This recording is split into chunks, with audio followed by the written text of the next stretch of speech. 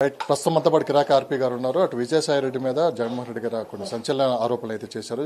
Vijayasai Reddy DNA టెస్ట్కి వెళ్ళాలి, ఖచ్చితంగా తన ఎటువంటి తప్పు చేయాలని చెప్పి నిరూపించుకోవాలని కూడా చెప్పడం పడుతుంది. మీరు చెప్పండి, అంటే విజయసాయి రెడ్డి మీద ప్రతిసారి మీరు ఏదో ఒక అంశం తీసుకుని వచ్చి మాట్లాడుతూ ఉంటారు. ఈసారి DNA టెస్ట్కి వెళ్ళాలి, ఖచ్చితంగా నిరూపించుకోవాలన్నారు. సో DNA టెస్ట్కి వెళ్ళే అవకాశం ఉంది? నేను క్రికెట్ టెస్ట్కి వెళ్ళమని చెప్పలేదు సార్, DNA టెస్ట్. ప్రజాస్వామ్యంలో ఉన్న ఎంపీ అతను, రాజ్యసభ సభ్యుడు. మరి ఒక అలిగేషన్ వచ్చినప్పుడు, ఒక ఆరోపణ వచ్చినప్పుడు నిరూపించాల్సిన పూర్తి బాధ్యత అతనికి ఉంది. చిన్నపిల్లకాయలాగా తప్పించుకుని వెళ్ళడం అంటే కరెక్ట్ కాదు. కాబట్టి 100% వెళ్ళాలి. సో ఈ ఆరోపణలన్నీ అంటే ప్రభుత్వం రాకముందు నుంచే ఉన్నాయి.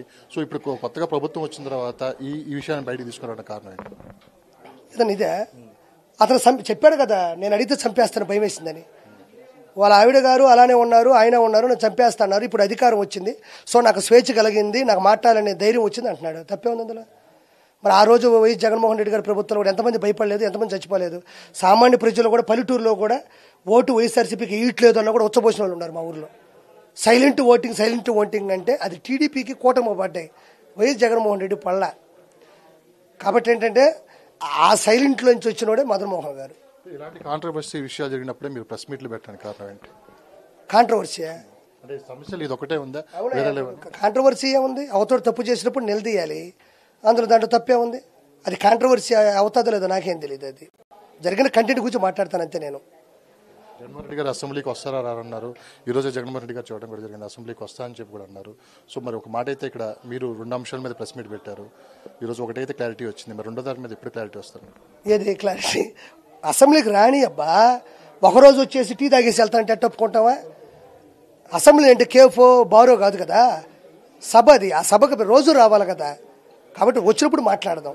ఆంధ్రప్రదేశ్ రాజకీయాలు పూర్తిగా మారిపోయాయి. అంటే ప్రతి ఏ అంశాన్ని రాజకీయాలతో ముడిపెట్టి ప్రతిదీ చూస్తున్నారని చెప్పి వినిపిస్తున్నమాట మనకి. అంటే ఈ సంస్కృతిని మొదలుపెట్టింది ఎవరు, మళ్ళీ ఇదే సంస్కృతిని వద్దంటుంది కూడా ఎవరంటుంది? మొదలుపెట్టింది వైఎస్ఆర్సీపీఏ. అధికారంలో ఉన్న ప్రతిపక్ష నాయకుడు కూడా అతనే చేస్తారు, ఇంకెవరు చేయరు. అలాంటివి అతనే చేసేది, ఇంకెవరు చేస్తారు? సో లోకేష్ గారు రెడ్ బుక్లో ఉన్న స్క్రిప్ట్ ప్రకారం ఇదంతా జరుగుతుంది, ఈ దాడులన్నీ జరుగుతున్నాయి. దాదాపు ఇప్పటికే 30 మంది దాకా హత్య కూడా జరిగిందని చెప్పి అంటున్నారు. రెడ్ బుక్ అంటే ఎందుకు అంత భయపడుతున్నారు? మామూలుగా కూడా ఎవరో ఒకరు కొట్టుకొని పాత కక్షలతో చచ్చిపోరా? అది రెడ్ బుక్లోంచి ఎందుకు పుట్టాలా? వాళ్ళు గొడవ పెట్టుకున్నారంట, అంతకుముందే వాళ్ళకి ఏదో ఎఫ్ఐఆర్లు కూడా బుక్కే ఉన్నాయంట. ఇప్పుడు వాళ్ళ కక్షలకి పార్టీకి ఏం సంబంధం? అసలు అతను ఏమన్నా ఎమ్మెల్సీగా చేశాడా, జడ్పీటీసీ చేశాడా, లేకపోతే పార్టీ అధ్యక్షుడిగా చేశాడా టీడీపీ అని చెప్పడానికి ఏముంది రుజువు? వాళ్ళు కొట్టుకున్నారు, చనిపోయిన, అది బాధాకరమైన విషయమే. అది కరెక్ట్ కాదు కదా.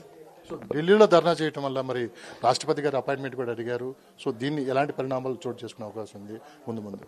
ఇప్పుడు ప్రతిపక్ష హోదా కావాలి, 11 సీట్లు వచ్చిన అన్న వ్యక్తి గురించి నేనేం మాట్లాడతాను? అవివేకం, జ్ఞానం లేని వ్యక్తి గురించి మనం ఏం మాట్లాడక్కర్లే. ఎవరెవరో కొట్టుకొని ఎఫ్ఐఆర్ బుక్ అయితే దాన్ని వచ్చి టీడీపీ దానికి కొన్ని ఇప్పుడు ఆరోపణలు చేస్తే నిరూపణలు ఉండక్కర్లే. రాష్ట్రపతి గారి దగ్గరికి వెళ్ళిపోయి చిన్నపిల్లలు ఏడ్ చేస్తే ధర్నా చేసుకోమంటాడా? నేను కూడా చేస్తా ధర్నా, దానికి ఒక కారణం ఉండక్కర్లే, దానికి నిర్ధారణ నిరూపణలు ఉండక్కర్లేదా? పోతాడు, చిన్నపిల్లలో పోతాడు, టీ తాగేసి వస్తాడు. ఇది జరగబోయేది.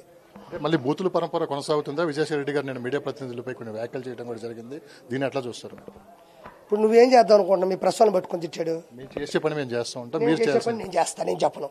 మీరేం చేస్తారో చెప్పు. నాకు అది బాధగా ఉంది. మిమ్మల్ని చూస్తే చాలా గౌరవం ఉండేది, నాకు మిమ్మల్ని చూస్తే ఒక రెస్పెక్ట్ ఉండేది. ఇప్పుడు దాకా మాట్లాడింది మీ గురించే. మీరు అతను ఏం చేయబోతున్నారో అది చెప్పండి నాకు.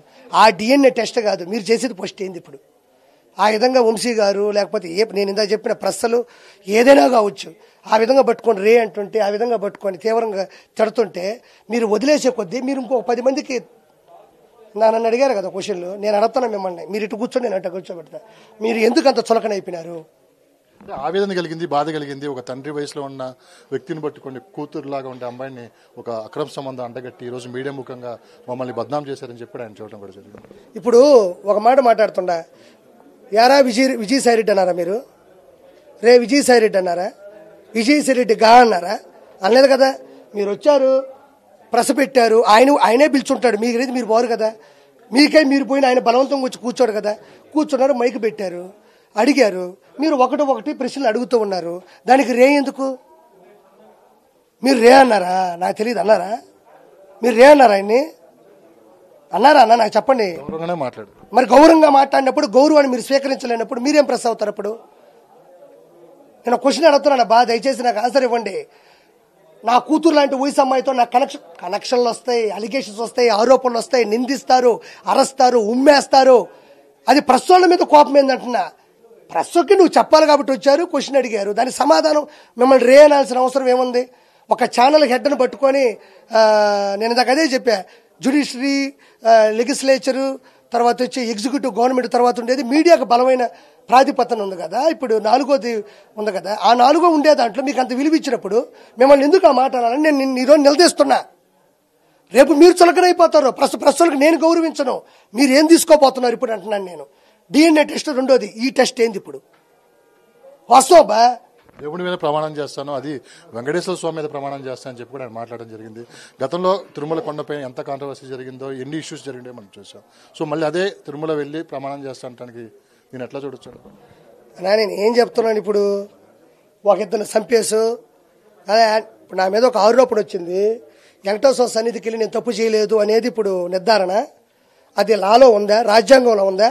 వెంకటేశ్వర గుడికి వెళ్ళి నేను తప్పు చేయలేదంటే వదిలేయండి అని ఉందా చెప్పు, నేను వింటా. లేదు కదా, మాటలు నేను కూడా చెప్తా. ఆయన వెంకటేశ్వర స్వామి అంటే నేను పద్మనాభ స్వామి గుడి అంటా, ఇంకొకరు వచ్చేసి ముత్యాలమ్మ తల్లి గుడి అంటాడు, ఇంకొకటి వచ్చి యాదగిరి గుట్ట గుడి అంటాడు. గుడులు ఎన్ని లేవు మాటలు చెప్పుకోవడానికి. బై లా, రాజ్యాంగంలో ఎలా అయితే వర్తిస్తుందో దాన్ని అతను పాటించాల్సిందే. పాటించకపోతే ఎవరి దగ్గరైనా అవుట్ అంతే. ఫైనల్ కూడా చెప్పండి, మీకు బాగా ఇష్టమైన రోజా గారు రాష్ట్రంలో ఇలాంటి పరిణామాలు జరుగుతున్నప్పుడు ఎక్కడ కనిపించట్లేదు, మరి రోజా గారికి ఈ టైంలో మీరు ఏం చెప్పారు? నేను ఎప్పుడు నాకు ఇష్టమైన రోజా గారు అన్నానయ్యా, నాకు ఇది అర్థం కావట్లేదా? ఆవిడ ఒక జడ్జిగా డబ్బులు తీసుకొని చేసింది, నేను డబ్బులు తీసుకొని ఒక టీమ్ లీడర్గా చేశా. ఆవిడ నవ్వింది, ఆ స్కిట్ బాగుందని మేము తీసుకున్నాం, మేము నవ్వించాలని చేసాం. ఎవరి పని వాళ్ళు చేసుకుని, ఎవరి వ్యాపారం వాళ్ళు చేసుకుని ఇంటికి పోయినాం. ఈడ ప్రేమలు ఏమేమీ లేవు. నేను ఒకటే చెప్పా, జడ్జిగా వచ్చారు, ఆవిడికి నాకేమీ లేదు. నేను పొలిటికల్గా వచ్చినప్పుడు, పొలిటికల్లో జనాన్ని మోసం చేసినప్పుడు నేను ప్రశ్నించాలా?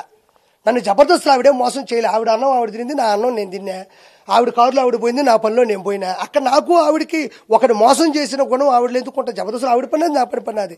ఆడేం భూములు ఉండవు కదా, జబర్దస్త్ భూములు ఉండవు కదా, జబర్దస్త్కి ఒక ఎండోమెంట్ ఉండదు కదా, జబర్దస్త్కి రెవెన్యూ ఉండదు కదా, జబర్దస్త్కి హెల్త్ మినిస్టర్ ఉండరు కదా, జబర్దస్త్కి వ్యవసాయ శాఖ మంత్రి ఉండరు కదా. జబర్దస్త్ తీసుకునే అవకాశం ఉందా? ఎవరు? మీరు మీ టీం. ఆవిడ ఏమయ్యా నువ్వు ఏం క్వశ్చన్ అడుగుతావు? ఆవిడని తీసుకొని వచ్చి నేను ఆడబెట్టి ఇప్పుడు నేను నవ్వించాలేంటి? ఇప్పుడు ఉన్న కేసుల మీదే ఆవిడ పడి సస్తా ఉందాడా? ఆవిడ నేను తీసుకొని వచ్చేది, నేనే వద్దనుకొని వచ్చేస్తే ఆవిడ ఇంకేం ఆ డబ్బులతో ఉంది, 3,000 కోట్లు ఉన్నాయి, ఏదో చేసుకుంటుంది అంతే. 3,000 కోట్లను మీరు ఆరోపిస్తున్నారు, ఇలాంటి ఆధారాలతో మీరు ఇది మాట్లాడుతున్నారు? నా ఆరోపణ నాది, ఆరోపణ కాదు అని ఆవిడ మాట్లాడమని చెప్పు, లేకపోతే నాతో డిబేట్కి రమ్మను. నేను అన్నాను బా, డిబేట్కి రమ్మను, తప్పే ఉంది. అది నేను ఆ లోకల్ ప్రజల మాటలు కూడా విన్నా నేను.